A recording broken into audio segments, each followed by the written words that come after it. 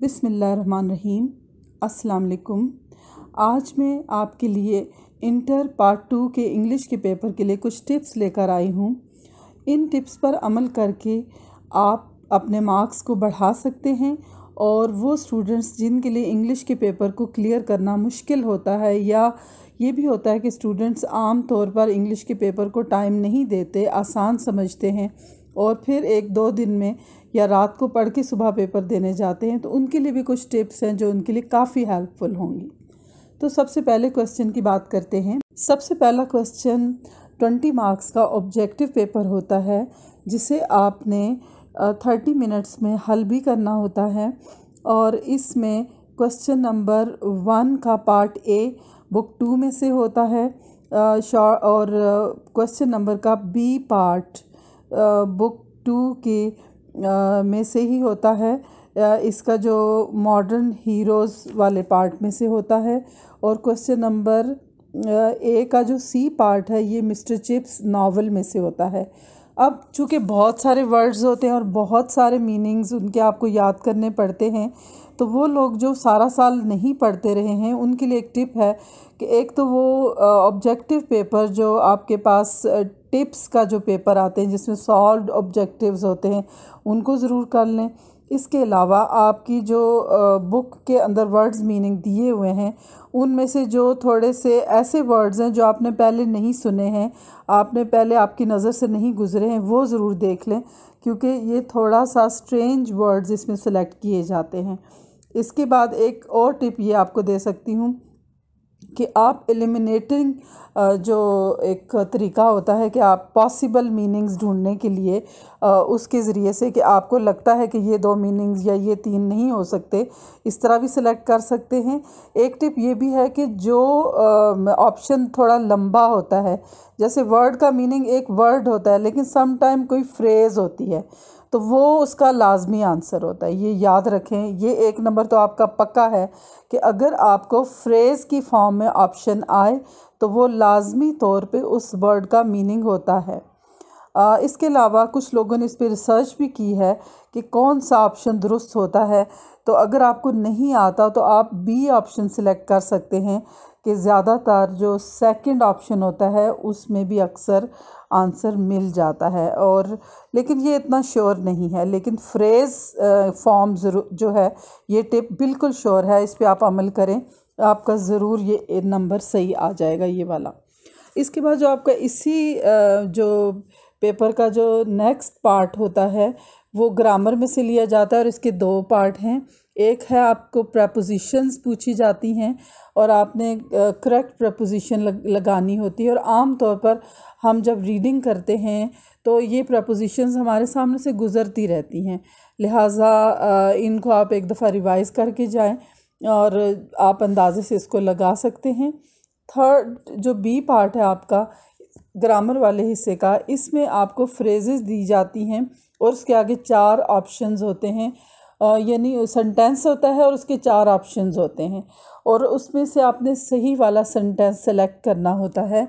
और उनमें से अक्सर आपके जो ग्रामर के रूल्स हैं या उसमें टेंसेस के बारे में होता है या सिंगुलर प्लूरल का ऑप्शन होता है। और इसमें एक टिप मैं आपको दे सकती हूँ कि सिंगुलर प्लूरल वाले ऑप्शन में आप देख लें कि अगर आपका क्वेश्चन का जो रॉन्ग सेंटेंस है वो सिंगुलर है यानी वाहिद है, तो लाजमी तौर पे जो प्लूरल फॉर्म होगी वो उसका आंसर होगा, और अगर आपका क्वेश्चन वाला सेंटेंस जो रॉन्ग सेंटेंस है वो प्लूरल फॉर्म में है तो उसका आंसर सिंगुलर होगा। यानी ये आपका एक अच्छा अंदाज़ा हो सकता है। इसके अलावा जो डिग्रीज़ हैं 3 डिग्रीज़, उसके बारे में भी क्वेश्चन होता है। वो तो बहुत ही आसान है कि अगर हम किसी एक चीज़ के बारे में उसकी सिफ्त, उसकी तारीफ़ या उसका करैक्टरिस्टिक बता रहे हैं तो फिर उसमें 1st डिग्री लगेगी, 2 चीज़ों के दरमियान में 2nd लगेगी और 3 और 2 से ज़्यादा सब चीज़ों के दरमियान में तो 3rd डिग्री लगेगी। तो इस तरह से आप इसे हल कर सकते हैं। तो ये कुछ टिप्स मैंने आपको ऑब्जेक्टिव पेपर की बताई। सेकंड क्वेश्चन आपका शॉर्ट स्टोरीज़ में से होता है, जो आपकी बुक 2 है उसमें से। इसका तरीका ये है कि आप आपने अगर पूरा साल इन स्टोरीज़ को डिटेल नहीं पढ़ा है तो आप एग्ज़ाम डेज़ में इसकी समरीज़ पढ़ लें। और अब चूँकि आपके पास एग्ज़ाम डेज़ भी ख़त्म हो गए हैं और ये वीडियो देखने के बाद अगर चंद घंटे हैं तो आप बाज़ की बुक्स में आपको इसकी उर्दू ट्रांसलेशन मिलेगी, आप उसमें से स्टोरी ज़रूर रीड करके जाएं। ये ना सोचें कि मैंने कुछ नहीं पढ़ा, मुझे कुछ नहीं आता। आप उर्दू में कहानी को समझ लें और उसके बाद टिप्स में से क्वेश्चंस के आंसर्स को बस रीड कर लें, तो आई होप कि आपका काफ़ी बेहतर पेपर हो जाएगा। हाँ, वो स्टूडेंट्स जिन्होंने सारा साल तैयारी की है, अच्छी तरह से तैयारी की है, उनके लिए ये टिप है कि वो क्वेश्चन के आंसर्स में टेंसेस का इस्तेमाल करने में गलती ना करें। आम तौर पर क्वेश्चन अगर आपसे पास्ट टेंस में पूछा जाता है तो आंसर भी पास्ट टेंस में होगा, यानी जिस टेंस में क्वेश्चन है उसी टेंस में आंसर होगा। पास्ट टेंस में अमूमन डिड अगर लगा है तो आपने सेकंड डिग्री सेकंड फॉर्म लगानी होती है आंसर में और डिड हटा देना होता है। और अगर आपका प्रेजेंट इंडेफिनिट टेंस है यानी डज लगा है तो आपने फर्स्ट फॉर्म के साथ आंसर में एस लगाना होता है।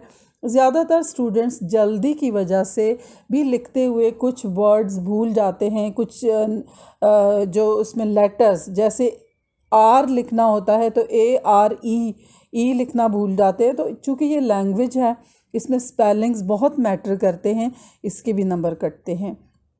तो ये तो आपके हो गया क्वेश्चन नंबर 2। और क्वेश्चन नंबर 3 जो आपका हीरोज़ के बारे में है, इसमें अगर तो आपने तकरीबन 3 हीरोज़ 5 में से कोई से 3 हीरोज़ अच्छे से प्रिपेयर किए हैं तो उनको अच्छे से रिवाइज़ कर लें। और इसमें अगर कोई आपके डिफ़िकल्ट वर्ड्स हैं उनके स्पेलिंग ज़रूर देख लें, अच्छी तरह से याद कर लें। और वो स्टूडेंट्स जिन्होंने बिल्कुल पढ़ाई नहीं की इंग्लिश की और वो सिर्फ एग्ज़ाम नाइट में पढ़ने वाले हैं, वो फिर यही करें कि इसकी स्टोरी समरी पढ़ लें या फिर उर्दू में इसकी कहानी पढ़ लें और टिप्स में से इसके क्वेश्चंस देख लें और उनके आंसर्स देख लें। और फिर वहाँ जाकर क्वेश्चन से आंसर आधा बन जाता है। और उसमें जो आपको अगर आपके पास इंफॉर्मेशन है तो क्वेश्चंस को ही सवाल से जवाब में चेंज करके बीच में वो आंसर एंटर करने से आपको काफ़ी बेहतर नंबर मिल सकते हैं।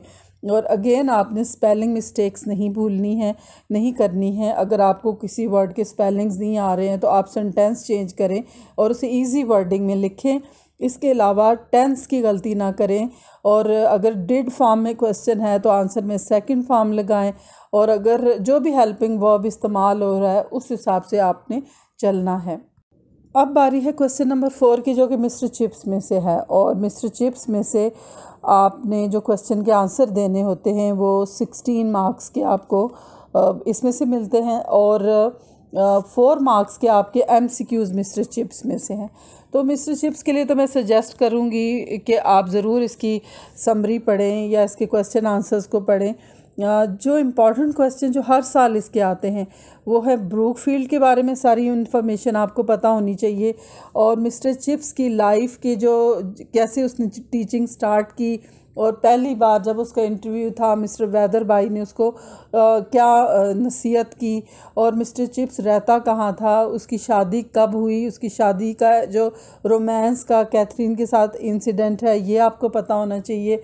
फिर इसके अलावा मिस्टर चिप्स की जो लाइफ में जो कुछ स्टूडेंट्स थे जिनका बार बार जिक्र किया जाता है, जैसे कॉलिंग का एक स्टूडेंट था उनका, या फिर जो लास्ट में एक बच्चा लैनफोर्ड उन्हें मिलने के लिए आया था जिसने गुड बाय मिस्टर चिप्स कहा था। इसके बारे में आपको यानी मिस्टर चिप्स की लाइफ में जो तब्दीलियां आती रही हैं उस पर क्वेश्चन हर बार आता है।